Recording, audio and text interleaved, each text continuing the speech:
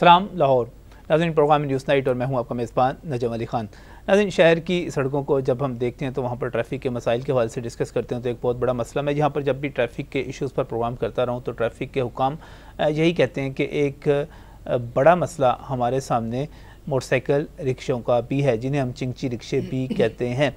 आज तक जब भी हम हुकाम से बात करते चले आए हमें यही जवाब दिया जाता रहा कि ये रिक्शे गैर कानूनी तौर पर बनाए गए हैं, ये रिक्शे मौत की सवारी हैं, इसका फ़िटनेस सर्टिफिकेट जो है जारी नहीं किया जा सकता, इनके ड्राइवरों के पास लाइसेंस तक नहीं होते, लिहाजा हम इन रिक्शों को लाहौर में नहीं चलने देंगे। लाहौर की बहुत सारी सड़कों पर इनका दाखिला बंद भी किया गया। लेकिन जब पंजाब असम्बली में फ़ाइनेंस बिल मंजूर हो रहा था तो उस वक़्त पता चला कि हुकूमत पंजाब ने इन्हीं मोटरसाइकिल रिक्शों पर या चिंची रिक्शों पर बाकायदा टैक्स आयद कर दिया है। आप सालाना टैक्स अदा करें या आप लाइफ टाइम इसके टोकन पे कर दें, बाकायदा मोटरसाइकिल रिक्शे का टैक्स अदा होगा। इसका मतलब क्या हुआ? टैक्स उसी चीज़ पर लगता है जिसको आप कानूनी तसव्वुर करते हैं, किसी भी गैर कानूनी चीज़ पर टैक्स आयद नहीं किया जा सकता। इसकी मिसाल कुछ यूँ है कि हुकूमत अगर चोरी डाके पर काबू नहीं पा सकती, हुकूमत अगर कत्ल पर काबू नहीं पा सकती तो वो किसी तरह भी इन पर टैक्स नहीं आयद कर सकती,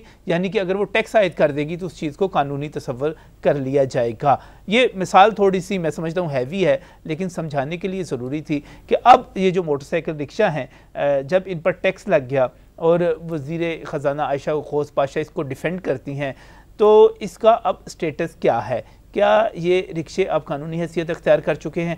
क्या ये रिक्शे अब हम पर, शहरियों पर इसी तरह मसल्लत रहेंगे? इसके दो पहलू हैं। पहला पहलू ये है कि ये रिक्शे जो हैं मौत की सवारी हैं, और दूसरा पहलू ये है कि ये गरीब की सवारी है, गरीब का कारोबार है। बात करेंगे इस पर, बहुत ही मशकूर हूँ। सैयद शुएबुद्दीन सीनियर सहाफ़ी हैं, तजियाकार हैं, मेरे साथ स्टूडियोज़ में मौजूद है। बहुत बहुत शुक्रिया शुएब साहब यहाँ पर तशरीफ़ लाने के लिए। यहीं पर मजीद गौरी साहब भी मौजूद हैं जो कि सदर हैं अवामी रिक्शा यूनियन के।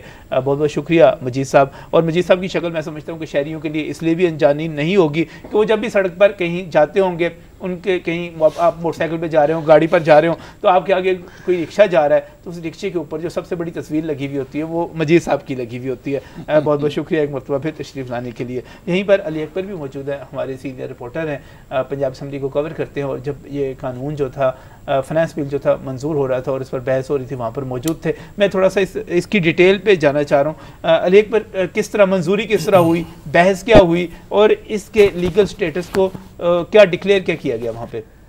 नजम देखें, डे फर्स्ट से जब भी हमने इस पर रिपोर्टिंग की है हमें यही कहा गया है, ट्रैफिक पुलिस हो या कोई भी इंतजामिया हो, ये कहा गया है कि जनाब ये गैर कानूनी है और चोरी के रिक्शे हैं, इनको हम किसी तरीके से जो सड़कों पर नहीं आने देते। जेल रोड, माल रोड, आपका जितने पोश एरिया, इन रिक्शों को जाने की इजाज़त नहीं दी जाती। कल जब फाइनेंस बिल को हमने बड़े गौर से पढ़ा और अपोजिशन ने इसके ऊपर जो है स्पीचेस शुरू की तो उनका यही कहना था कि इसके ऊपर टैक्स लगाना जो है वो किसी भी सूरत जो है वो बेहतर नहीं है। जबकि उसको अपोजिशन तो मेरा ख्याल है चूंकि उसने अपोजिशन ने मुखालफत करनी होती है, वो तो सिर्फ मुखालफत इसलिए कर रही थी, वो कह रही थी टैक्स लगाना ही नहीं चाहिए, वो तो टैक्स की मुखालफत कर रहे थे। मोटरसाइकिल रिक्शों के हवाले से क्या मौक़िफ़ था? मोटरसाइकिल रिक्शों पे भी अपोजिशन का यही कहना था कि इस पर टैक्स नहीं लगने चाहिए, लेकिन गवर्नमेंट ने जिस तरह इसको डिफेंड किया उनका ये कहना था, खासतौर पे आयशा साहिबा का जो है उनका ये कहना था कि हम इस पर टैक्स नहीं लगा रहे, हम तो उनको एक फैसिलिटी दे रहे हैं कि जनाब या तो आप लाइफ टाइम टोकन लगा लें या आप उसको लगा लें। नजम बात यह है कि जब आपने इसको टोकन में लगा लिया, आप इसको टैक्स नेट में ले आए तो फिर तो ये लीगल हो गया। और उससे पहले इसमें सुप्रीम कोर्ट ने भी बाकायदा एक ऑर्डर किया था जिस पर जो है बड़े प्रोटेस्ट हुए थे और रिक्शे जो है वो जला दिए गए थे कि इन रिक्शों को 3 माह के अंदर ख़त्म कर दिया जाए। उसके बाद जब भी हमारी किसी ऑफिशियल से बात हुई है, लाहौर शहर के अंदर माल के ऊपर इनको आने नहीं दिया जाता। अब जब आप इसके ऊपर इसको टैक्स नेट में ले आएंगे, जब ये लोग टैक्स पेड करेंगे तो आप इसको किस तरह रोक सकते हैं कि ये माल रोड पे ना आए, जेल रोड पे ना आए? या मैं एक और टेक्निकल पहलू की तरफ जाना चाहता हूँ, शुएब साहब इसको बेहतर तौर पर समझेंगे कि शुएब साहब फाइनेंस बिल जो है हुकूमत का बिल है, हुकूमत ने हर सूरत में उसको मंजूर करवाना है। आपने मोटरसाइकिल रिक्शों पर टैक्स आयद करते हुए, टोकन टैक्स चाहे वो सालाना चाहे वो लाइफ टाइम, दोनों सूरतों में आपने वो फाइनेंस बिल में मंजूर करवा लिया। किसी हुकूमती रुकन की मजाल ही नहीं हो सकती कि उसके खिलाफ वोट देते। इसका मतलब ये हुआ कि लीगल पोजीशन हो गई, फाइनेंस बिल में माना गया, इनको तस्लीम किया गया। अब हम चाहे जस्टिस दोस्त मोहम्मद खोसा की अदालत की बात कर लें, अब हम चाहे किसी भी ट्रिब्यूनल की बात कर लें, चाहे हम अब वो महकमा तहफ़्फ़ुज़ माहौलियात की बात कर लें, चाहे हम ट्रांसपोर्ट डिपार्टमेंट की बात करें, अब किसी का एतराज़ नहीं चलेगा। नहीं, मेरी एक एक्साइज के एक सीनियर अफसर से बात हुई थी जब आपने इस प्रोग्राम के बारे में मुझे मदद किया। वो ये कह रहे थे अब गवर्नमेंट को इसके लिए कानून साजी करनी पड़ेगी, असम्बली में इसको लाना पड़ेगा, इसको कॉलोनी करार दिलवाना पड़ेगा। अब आपने टैक्स तो लगा दिया, लेकिन चूंकि गैर कानूनी है, अब आप असेंबली में लाएंगे, इसके बारे में आप बिल पेश करेंगे, इसको कानूनी के तौर पर लाएंगे, अदरवाइज नहीं हो सकता। ये गवर्नमेंट इसको बाकायदा असेंबली में ला के इसको कानूनी करार दिलवाएगी। इसका मतलब चाचू ये हुआ कि अब मोटरसाइकिल रिक्शा कानूनी हो जाएगा, उसका रास्ता बार हो गया, उसका रास्ता बार हो गया। इन्होंने इसे शॉर्टकट से निकाला है, टेक्निकल है ना, आप पहले लगा रहे हैं। मुझे सब माजर साहब, मैं इनके साथ कानूनी पहलू पे बात कर रहा हूँ, ये असेंबली को कवर करते हैं, शुएब साहब भी इन चीज़ों को बेहतर समझते हैं। इसका मतलब इससे पहले मोटरसाइकिल रिक्शा जो था गैर कानूनी समझा जाता था, और लेकिन अब ये रास्ता हम बार हो गया कि अब ये कानूनी हो जाएगा। पहले ये था, इन्होंने एक नंबर प्लेट तो लगाई होती थी, सही, वो तो मोटरसाइकिल की नंबर प्लेट, लेकिन वो थी 2 सवारियों के लिए, इसमें तो बैठाते हैं 8 आदमी, ये ठीक है, ये नहीं हो सकता। इवन के इनका जो रिक्शा है ये 2 सवारियों का रजिस्टर करा रहे हैं, चला ये भी 6 सवारियों वाला रहे हैं अब। हाँ, उसकी बॉडी में जो है तब्दीली कर ली गई है, वो भी गैर कानूनी है, वो भी गैर कानूनी है, ये भी गैर कानूनी है, वो भी गैर कानूनी है। सही, और ये चल रहे हैं इस लाहौर में, यहाँ जहाँ पे ऑरेंज ट्रेन बन रही है वहां पे ये सवारी चल रही है। लाहौर का अलमिया ये है कि यहाँ पर मोटरसाइकिल रिक्शा भी मौजूद है। ऑरेंज ट्रेन आनी है, जी हाँ, उस साल कानूनी करार दिया जा रहा है रिक्शा। सही, मुझे सब ये क्या पोजीशन है मोटरसाइकिल रिक्शों की? सबसे पहले जो तादाद के हवाले थोड़ा सा बताइएगा, लाहौर में मोटरसाइकिल रिक्शे चल कितने रहे हैं? बिस्मिल्लाहिर्रहमानिर्रहीम जी, मोटरसाइकिल रिक्शा लाहौर में जो लाहौर ट्रांसपोर्ट कंपनी ने रजिस्टर्ड किया था आज से 2 साल पहले जी, उसकी तादाद 30 से 35 हज़ार है। सही, 60,000 के करीब तकरीबन मोटरसाइकिल रिक्शा चल रहे हैं। ठीक, मोटरसाइकिल रिक्शे के ये मौत की सवारी है, अच्छा, मगर है गरीब आवाम की, उन लोगों की सवारी है जो स्कूलों में, कॉलेजेस में, दफातर में या प्राइवेट नौकरियां करते हैं, अपने कारोबार करते हैं, वो इस सवारी के ऊपर सफ़र करते हैं। आप कभी भी देख लें इस मोटरसाइकिल रिक्शे के ऊपर पीछे भी ख़वातीन बैठी होंगी तो उनकी गोद में अगर कोई बच्चे बैठे होंगे या लेके बैठे होंगे बच्चों को, तो कोई भी ब्रेकर आ जाएगा और वो रिक्शा चलाने वाला कभी भी ब्रेकर के ऊपर ब्रेक नहीं लगाता। वो जब रिक्शा तेज़ी से जाता है तो पीछे से बच्चे जो हैं वो मोटरसाइकिल से गिर के वो नीचे आ जाते हैं। आज तक कभी किसी ने इस चीज़ के ऊपर गवर्नमेंट ने ध्यान नहीं दिया कि ये मौत की सवारी है, अवाम की ज़रूरत है।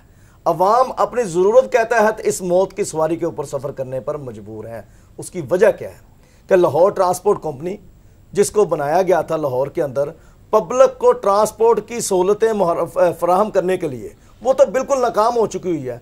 तो अगर रिक्शा, मोटरसाइकिल रिक्शा या ऑटो रिक्शा अगर लाहौर के अंदर ये पब्लिक को सफरी सहूलियत फराहम ना करें तो LTC की इज्जत का जनाजा निकल जाए। पंजाब गवर्नमेंट की जो इज्जत बनी हुई है ये रिक्शा वालों ने बनाई हुई है, अदरवाइज किसी को भी एहतजाज करने की ज़रूरत नहीं है। हर स्टॉप के ऊपर, हर मोड़ के ऊपर, हर सड़क के ऊपर पब्लिक अपने मुकामात पर पहुंचने के लिए इतनी स्टॉपों पर खड़ी हो जाएगी कि किसी को एहतजाज की जरूरत नहीं है, लोग ऑटोमेटिकली एहतजाज पर मजबूर हैं। एक मिनट, बहुत सारी जगह ऐसी हैं जहां पर LTC रोकती है मोटरसाइकिल रिक्शा चलाने को। इवन आप कैनाल के ऊपर देखें, बाकायदा रूट जहां पे मेट्रो चल रही है वहां पे रोका जाएगा, कैनाल पे रोक लिया जाएगा, जेल रोड पे रोक लिया जाएगा। नहीं, एक और जगह जहां पर बसें चल रही हैं वहां पर भी, जहां पर बसें चल रही हैं वहां पर भी मोटरसाइकिल रिक्शा चल रहा होता है। LTC ने 3 से 4 हज़ार बसें लाहौर में फराहम करनी थी पब्लिक को सफरी सहूलियात के लिए। सही, 230 बसें हैं प्राइवेट जिसमें वो मस्दे भी हैं, दीगर चीजें भी हैं। ये अगर ये रोकते हैं तो उनको बंद क्यों नहीं करते? ये बंद नहीं करते, ये सिर्फ 500 से 1000 का चलान करके अपना रेवेन्यू इकट्ठा करते हैं और रिक्शे को चलने देते हैं। बंद क्यों नहीं होता? 4 साल से कर रहे हैं, गवर्नमेंट है, सरकार है, क्यों नहीं बंद करती? करने पे हर चीज कर सकती है, इसलिए नहीं करते कि इनके पास मुतबादिल ट्रांसपोर्ट नहीं है।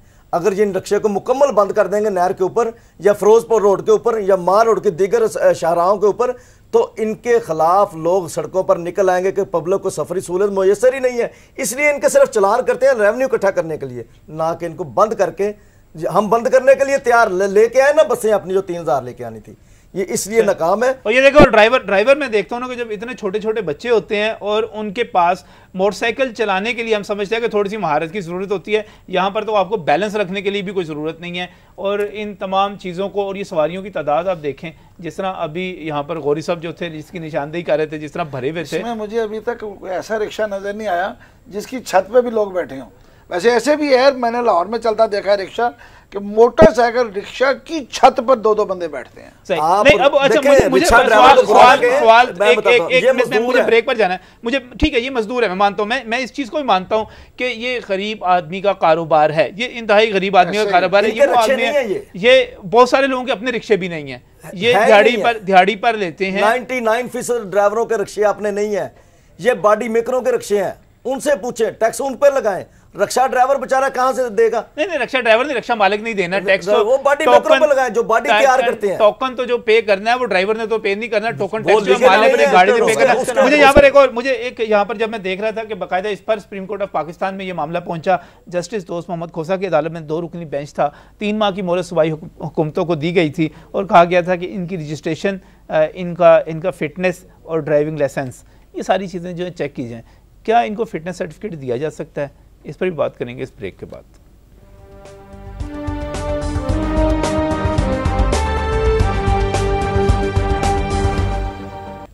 Welcome back from break. नाज़रीन, बात करें रिक्शों के हवाले से, एक चीज़ तो मानने वाली है कि ये रिक्शे वाकई गरीब का कारोबार है, गरीब की सवारियाँ, गरीब इन पर दिहाड़ियाँ लगाते हैं। और मैं समझता हूँ कि जो इनके मालिक हैं, गौरी साहब यहाँ पर मौजूद हैं, हो सकता है कि इनके मालिक जो हैं कोई इनमें से कुछ लखपति भी हों, कुछ बड़े अमीर भी हों, लेकिन ये गरीब आदमी का कारोबार, तो ये बात तो तस्लीम शुदा है।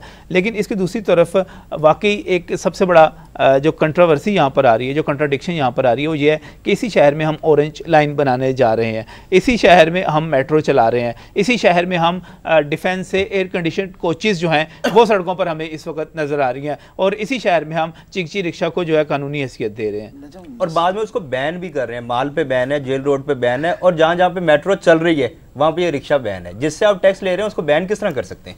अच्छा, असल बात यह है कि 98 में मियाँ शहबाज साहब ने जब पहली उनकी हुकूमत थी, इन्होंने लाहौर में बसें चलवाई थी। सही, जून में 99 में पहली बस चली थी, जब हम और आपको बिठा के बस में ये लेके गए थे अपने घर वहाँ पे 6 क्लब में। उसके बाद इन्होंने जाते जाते वो लेट हो गया, इनके बाद आया था डाइवो बस आ गई। लोग खुश हुए थे कि लाहौर की सड़कों पे बसें चलने लगी हैं। उसके बाद मियाँ साहब पाकिस्तान से चले गए, मियाँ साहब 2008 में वापस आए। इनका फिर वही पेशेंस है कि जी मैं लाहौर को बेहतर सवारी देनी है। अब मसला ये है कि इन्होंने तब वैगनें ख़त्म की थी, अब 2008 में वापस आए हैं लाहौर में, फिर दोबारा वैगनें चलवा दी हैं इन्होंने। LTC वैगन भी चला रही है। अच्छा, इशू वही है ना, वो जो गौरी सवारी नहीं है ना। अब आपने मेट्रो बस चलाई है 27 किलोमीटर, अब जो मेट्रो में सफर एयर कंडीशन में तेज, मतलब तेज सवारी है, वो आपको 15 मिनट में पहुंचा देता है। अच्छी सवारी, 20 रुपए में बहुत अच्छी इज्जत के साथ आप पहुंचते हैं। अब जब उतरते हैं नीचे, बाहर निकलते हैं, तो बाहर आपको या चिंची मिलेगा या आपका रिक्शा मिलेगा गौरी साहब वाला, तीसरी कोई सवारी तब तो अब हम आपके लिए खड़े हैं ना। ऑरेंज ट्रेन आएगी, ऑरेंज ट्रेन में जो बंदा उतरेगा चुबुर्जी चौक में, उसको किस चीज ने उठाना है वहां से, हमने किस चीज पे जाएगा वो? ये मजाक है, इन्होंने 21वीं सदी का मजाक है कि आप उस सवारी में से ऑरेंज लाइन के साथ कुछ कनेक्टेड डाइवो के साथ एग्रीमेंट था। मैंने एक खबर पढ़ी थी इस हवाले से कि वो बसें चलाई जाएंगी जो कनेक्ट करेंगी। 3.5 साल हो चुके हैं मेट्रो बस को चलते हुए, कौन से कनेक्ट कराई है जी? आबादियों में डेवो जाएगी, आबादियां गिराएंगे, ये शादबाग के अंदर जाएगी, चाइना स्कीम के अंदर नहीं, माजरत के साथ बसें जा सकती हैं अगर आप तजावजात खत्म करते हैं। वो लाहौर की बसें बहुत चौड़ी हैं, इन्हीं सड़कों पर डबल डेकर चलती हैं। अवान टाउन के अंदर बस जाएगी, हसन सैदपुर के अंदर बस जाएगी, ये नहीं हो सकता। वहां पे क्या चल रहा है? रिक्शे चलेंगे, रिक्शे चल रहे हैं, आबादियां, ये कंजस्टेड आबादियां, भाटी लवारी के अंदर बसें जाएंगी। लेकिन एक तरफ आप कहते हैं, गौरी साहब मुझे एक बात बताएं, एक तरफ आप कहते हैं कि ये मौत की सवारी है, दूसरी तरफ आप डिफेंड करते हैं उसको, कहते हैं कि हाँ ये रिक्शे चलने चाहिए। देखिए मेरी बात सुने, ये मौत की सवारी है, मैं बिल्कुल बरमला कह रहा हूँ। इसको दुरुस्त करना हुकूमत की जिम्मेदारी है, मेरी नहीं। मौत की सवारी के साथ मेरी बात क्या इसको आप फिटनेस सर्टिफिकेट जारी कर सकते हैं? फिटनेस जो सर्टिफिकेट जारी करने वाला, इसको सेफ्टी वाले इदारे की, सेफ्टी वाले महफूज कैसे बनाया? महफूज, मैं कहता हूँ इसको महफूज बनाया जाए। कैसे?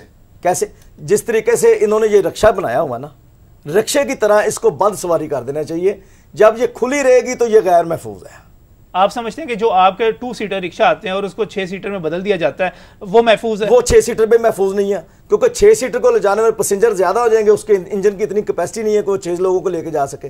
वो किसी वक्त वो भी हादसे का सबब बन सकता है। बड़ा मसला ये है कि गौरी साहब आपके ये तमाम रिक्शे अपना बैलेंस कायम नहीं रख सकते। किसी भी मोड़ के ऊपर, किसी भी जगह पर मोड़ मुड़ते हुए, किसी गड्ढे के आने पर ये अपना बैलेंस कायम नहीं रख सकते। इनकी ब्रेक जो है, ब्रेक का सिस्टम जो है वो पायदार और काबिल एतमाद नहीं है। इनके रिक्शे की तो फिर ब्रेक जो है वो पायदार नहीं है। ये चिंची जो रिक्शे हैं इनकी तो ब्रेक ही नहीं है। मैं तो उन्हीं की बात कर रहा हूँ। रोज उल्टे हुए, एक दिन में अगर आप सारा दिन हम बाहर फिरते हैं, कुछ 10-15 रिक्शे जो है उल्टे हुए नजर आते हैं। इनका अगला पहिया देखें, इनके पिछले पहिए देखें, इनका सिस्टम क्या है? 80% मोटरसाइकिलें चोरी की हैं। जितनी मोटरसाइकिल लग रही है इस बॉडी के साथ 80% मोटरसाइकिल चोरी की है। आप उसको लीगलाइज करने नहीं, ये थोड़ा सा मैं बढ़ा के बयान कर रहे हैं चोरी की। पुलिस का क्लेम है। अली अकबर साहब ने जो बात की है, क्लेम है ये, मोटरसाइकिल रिक्शों के साथ अक्सरियत चोरी की है। देखिए पुलिस वालों का क्लेम है। जब इन्होंने रजिस्ट्रेशन की है तो इनके पास तमाम डॉक्यूमेंट्स मौजूद होंगे। मैं एलटीसी वालों को चैलेंज करता हूं कि जिन मोटरसाइकिल रिक्शा वालों की इन्होंने रजिस्ट्रेशन की है, लाएं दोबारा वो इकट्ठा करके दिखाएं, तो आपको अली अकबर साहब की बात जो है सच साबित हो जाएगी। मैं इस सवारी के खिलाफ नहीं हूं। इसकी मौत का मंजर जो पेश करती है उसके खिलाफ हूं। उसको बेहतर करना हुकूमत की जिम्मेदारी है। सेकंड आप आ जाएं कि आप कहते हैं इनकी तरबियत होने वाली है, इनको किसी ने एजुकेट नहीं किया, इनको किसी ने लीगलाइज नहीं किया कि कोई 14 साल के 12 साल के लड़के चला रहे हैं, वो घर की कफालत करते हैं। वो 14 साल का छोटा बच्चा अपने बहन भाइयों का पेट पालता है। एक रिक्शा ड्राइवर के साथ उसकी मां सफर करती है मोटरसाइकिल रिक्शे में कि शायद मेरे बच्चे को, तो इसका मतलब है हर 12-13 साल के बच्चे को मोटरसाइकिल का हक दे दिया जाए। मौत का लाइसेंस इनको भी नीचे दे दे, मुझे भी नीचे दे दे। रोजगार भी तो मिलना चाहिए ना, रोजगार भी तो हुकूमत दे। 12-13 साल के बच्चे को तो रोजगार नहीं मिलता। उनको पकड़ के देखें, उनको स्कूल जाना चाहिए, उनको स्कूल लेके जाए, हुकूमत की जिम्मेदारी है। उनको साथ को फनी तालीम दें, उनकी जिम्मेदारी है। उनके रोजगार का बंदोबस्त करें। ये देखें जी, असल में ये मोटरसाइकिल जो रिक्शे हैं ना, ये बॉडी मेकरों के हैं। ये बॉडी मेकरों के रिक्शे हैं। 400-400, 500-500, 1,000 एक बॉडी मेकर का रिक्शा है। वो टैक्स देते हैं किसी को? वो किनको पूछने वाला कोई है? बंद रोड के ऊपर इसी तरीके से सिलेंडर बनाने वालों को पूछने वाला है कि ये स्क्रैप का सिलेंडर बनाते हैं, मौत का मंजर पेश करते हैं। ये सब चीजें हैं। गुजारिश ये है कि अगर इन्होंने टैक्स हमसे लेना है मोटरसाइकिल रिक्शे को, हम रिप्रेजेंट करते हैं मोटरसाइकिल रिक्शे को, ऑटो रिक्शे को, टैक्सी को, वैगन को। हमारी वामी ट्रांसपोर्ट यूनियन, ये हमारे विंग है। गुजारिश है कि अगर इन्होंने हमसे आयशा जो गौस साहबा है जी, वजीर खजाना है, इनको चाहिए था कि सबसे पहले ये लाहौर की सड़कों पे विजिट करती, हमारे मसाइल सुनती, तब मोटरसाइकिल रिक्शे पे सफर करती, तब इनको अंदाजा होता कि गरीब का जो बच्चा रिक्शा चला रहा है वो क्यों चला रहा है। हम पूरी कोशिश कर रहे हैं कि आयशा साहिबा से भी राब्ता हो जाए। बताया जा रहा है कि वो किसी इजलास में है। हम कोशिश करें कि मियां मुस्तफा शुजाउर रहमान से ही राब्ता हो जाए, वो भी एक्साइज एंड टैक्सेशन के वजीर हैं। मगर मैं फिर ये मार रोड पे भी चलेंगे, फिर ये फिरोजपुर रोड पे भी चलेंगे, हम इनको सपोर्ट करेंगे। अगर हम टैक्स देंगे तो हम लेके आएंगे। असल मसला क्या है? वो कह रहे हैं कि अगर हम लीगलाइज हो गए, हमने टैक्स दिया और मैं आपने रजिस्टर कर लिया, तो फिर हम सड़क पे जाएंगे, सब सड़कों पे आएंगे। गवर्नमेंट फिर ये गरीब का बच्चा अपने वालिदैन की खफालत करिए इस रिक्शे पे आके ड्राइविंग करे। गरीब का बच्चा तो उसके बावजूद ड्राइविंग लाइसेंस तो उसके बावजूद 18 साल की उम्र के बाद मिलेगा ना, वो उससे पहले तो मिल ही नहीं सकता। लाइसेंस नहीं है, बगैर लाइसेंस के चला रहे हैं। तो ये गैर कानूनी है ना। ये जुर्म कौन करवा रहा है? खुद कर रहे हैं, वो करवा कौन रहा है? जी नहीं, उनके माँ बाप करवा रहे हैं। माँ बाप नहीं करा रही, उनके घरों की गुर्बत करवा रही है, उनके घरों के चूल्हे जाके। नहीं सर, इस तरह तो हर चोरी को आप जवाब दे देंगे कि हर चोरी क्यों कर रहा है। आप कल कहेंगे ये चोरी क्यों कर रहा है, कहेंगे जिसके घर में मजबूरी है, इसके बहन की शादी थी, इसने डाका मार लिया। इस तरह सर किसी जेवर चाहिए था, किसी के घर से डाका मार लिया। गैर कानूनी काम को गौरी साहब किसी भी गैर कानूनी काम को किसी मजबूरी के तहत जायज करार नहीं दिया जाता। मैं बुनियादी एतराज क्या कर रहा हूं, मैं यहां पर जो प्रोग्राम कर रहा हूं, मैं बुनियादी एतराज क्या कर रहा हूं। मैं आयशा गौस पाशा समेत मैं एक्साइज एंड टैक्सेशन के तमाम वो दिमाग जिन्होंने इस पर टैक्स तजवीज़ किया और उसमें बजट में शामिल किया गया, उन समेत उन तमाम के सामने क्या कह रहा हूं। मुझे एक ब्रेक लेना है, ब्रेक से वापस आता हूं तो बाकी चीज़ें डिस्कस करते हैं। मैं उनके सामने कह रहा हूं, मैं ये कह रहा हूं कि आप इस गैर कानूनी सवारी को, जिसको खुद उनके नुमाइंदे मजीद गौरी साहब यहाँ पर मौजूद हैं। मजीद गौरी साहब किन के नुमाइंदे हैं? रिक्शा चलाने वालों के नुमाइंदे हैं, वो खुद तस्लीम करते हैं ये ख़तरनाक सवारी है। वो खुद तस्लीम करते हैं कि इसको महफूज बनाना बहुत ज़्यादा मुश्किल काम है, ख़ास तौर पे मोटरसाइकिल रिक्शा को। उस पर आप टैक्स लगा रहे हैं, कल आप चोरी डाके पर भी लगा देंगे, क्योंकि आपसे मोटरसाइकिल रिक्शा कंट्रोल नहीं हुआ, आपसे स्ट्रीट क्राइम कंट्रोल नहीं हुआ, कल आप स्ट्रीट क्राइम पे कह देंगे हम इस पे भी टैक्स लगा देते हैं। ये टैक्स लगाने का जवाज़ नहीं, आपकी नाकामी है, आपकी नाअहली है, ये कोई फैसिलिटेशन नहीं जिसका जिक्र अभी अली अकबर यहाँ पर कर रहे थे। लेकिन इसके बावजूद हुकूमत को करना क्या चाहिए था, इस पर बात करेंगे इस ब्रेक के बाद।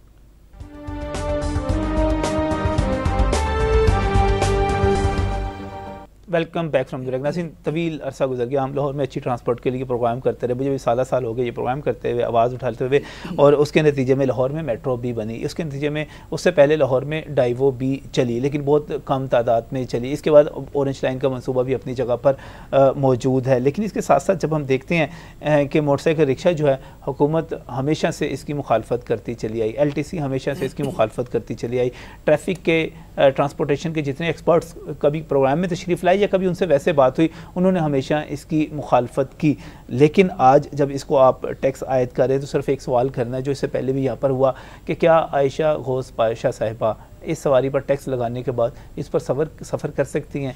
क्या मेरे दोस्त, मेरे मेहरबान मियाँ मुश्तबा शुजाउर रहमान साहब वज़ीर एक्साइज एंड टैक्सेशन या कैबिनेट का कोई भी मेंबर, पूरी काबीना की इज्तिमाई जिम्मेदारी है बजट, क्या पूरी कैबिनेट, कुछ वज़ीर आला पंजाब का भी इस पर सफ़र कर कर देखें तो उन्हें अंदाज़ा हो कि ये किस हद तक खौफनाक सफारी है। इसकी फ़िटनेस की हम बात कर रहे थे, तो उससे पहले बहरहाल तस्वीर का एक रुख ये भी है कि वाकई यहाँ पर लोगों का रोज़गार इससे लगा हुआ है। इस हवाले से चंद रिक्शा ड्राइवरों से, मोटरसाइकिल रिक्शा के ड्राइवरों से हमने बात की, उनके आपने करतब तो साथ साथ देखे ही हैं, उनका मौक़िफ़ क्या है वो सुनते हैं। अल्लाह ने इतना ही एहसास है तो वो हमें नौकरियां दें, नौकरियां तो उनके लिए हैं जो उनके करिंदे हैं, जो कारे ख़ास हैं। ठीक है, मैंने FA की है, यहाँ मुझे नौकरी दे, यहाँ इसके मुतबादल कोई रोज़गार दे। और जो हुकूमत हम पे पहले ही इतना जुल्म हो रहा है, कभी पंजाब पुलिस वाले, काली वर्दियों वाले हमसे पैसे लेते हैं, कभी सार्जेंट जो हैं वो 100 का मंगवाते हैं, कार्ड मंगवाते हैं, अगर चलान नहीं करते तो वो कार्ड ले लेते हैं। 200-400 दिहाड़ी लाने वाले बंदे हैं, की कमावांगे तो की खावांगे, 4000 टैक्स लाएंगे। 4000 रुपया असीं कित्थों देना है? 500 रुपया दिहाड़ी दे रिक्शे ही देने हैं। चलान का 200 रुपये का काटते हैं, चलान भी नहीं करते, 200 रुपया साढ़े को लैंदे ने, कन्ने घंटे जाके तो कार्ड करवा दो सानू 200 का। जी नाज़रीन, बिल्कुल बेरोज़गारी एक मसला है, चलान एक मसला है, रोज़गार का ना होना, और इनके ऊपर इनका, अब उस बच्चे को देखें जो बात कर रहा था यहाँ पर, उसकी उम्र देखें, किसी तरह आपको लगता है कि वो ड्राइविंग लाइसेंस लेने का अहल था, वो 18 साल से ज़्यादा उम्र का था, तो ये ख़तरात अपनी जगह पर, मैं उनकी बात भी करता हूँ। फिर हुकूमत इस पर टैक्स लगा देगी, इसको जायज़ करार दे देगी, तो इसको फिर अब फिटनेस सर्टिफिकेट, अब मुझे चाहिए इसका फिटनेस सर्टिफिकेट, और ये सब मिल जाएगा? सर फिटनेस सर्टिफिकेट तो मैं आज भी आपको ले देता हूँ। आप सबसे आप बुरा रक्षा मेरे साथ लेके जाएं। अच्छा, पहले हम उसको दिखाएंगे कि इसका सिर्फ फिटनेस सर्टिफिकेट चाहिए, थ्रू प्रॉपर चैनल जाएंगे तो नहीं मिलेगा। अच्छा, फिर हम साइड पे होकर बैठ जाएंगे, रिक्शा परे कर देंगे, उधर कर देंगे, और उनको 400 या 500 हमने एक्स्ट्रा देना है, हमें फिटनेस सर्टिफिकेट मिल जाएगा।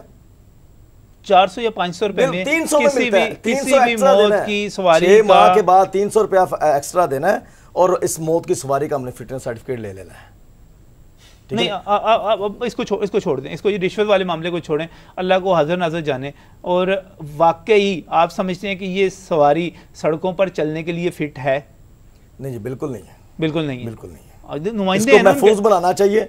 कैसे बन सकती है? मैं कहता हूँ मोटरसाइकिल रिक्शा महफूज सवारी बन ही नहीं सकती। देखिए, रिक्शा ड्राइवर सबसे पहले उसकी ज़द में आता है माहौलियात के हवाले से, वो अपने अंदर धुआं लेके जाता है, मिट्टी लेके जाता है, डस्ट सारा दिन वो लेता है, किन के लिए? अपने गरीब बहन भाइयों, बच्चों के लिए, छोटों के लिए। दूसरा, ये महफूज सवारी बनाना, इन डिज़ाइन करना इनकी जिम्मेदारी है, ज़िले गवर्नमेंट की जिम्मेदारी है, पंजाब गवर्नमेंट की जिम्मेदारी है, मेरी नहीं है। पब्लिक को ट्रांसपोर्ट फराहम करना लाहौर ट्रांसपोर्ट कंपनी की जिम्मेदारी है, जिन्होंने 3500 बसें फराहम करनी थी, वो बसें लेके आए। और ये मोटरसाइकिल रिक्शा ये आज इन्होंने लीगलाइज किया है, ये इनके गले में पड़ेगा, ये इन्होंने बंद करना ही करना है। जिस दिन ऑरेंज लेन, अभी शाह साहब कह रहे थे ना कि ऑरेंज लेन ट्रेन जो है वो अभी ओपनिंग पे नजदीक जा रही है, और अभी तो 1.5 साल पड़ा हुआ ना जी, तो अब जब ये इसका होगा, और तब ये मोटरसाइकिल रिक्शा को बैन करेंगे इस रोड के ऊपर, जैसे उन्होंने मेट्रो के ऊपर बैन किए, तो तब ये गरीब कहाँ पे जाएंगे? तब ये रिक्शे वाले सड़कों पे नहीं आएंगे, तब इनका हक कहाँ पे जा गई है? सालाना टैक्स दे रहे होंगे। फिर हमारा हक बनता है कि हम मार्ग पे भी रिक्शा चलाएं, हम फिरोजपुर रोड पे भी चलाएं और ऑरेंज ट्रेन के साथ साथ सड़कों पे भी चलाएं, और पब्लिक को जो सफरी सहूलियात जो ये नहीं गवर्नमेंट दे सकती हम फराहम करें।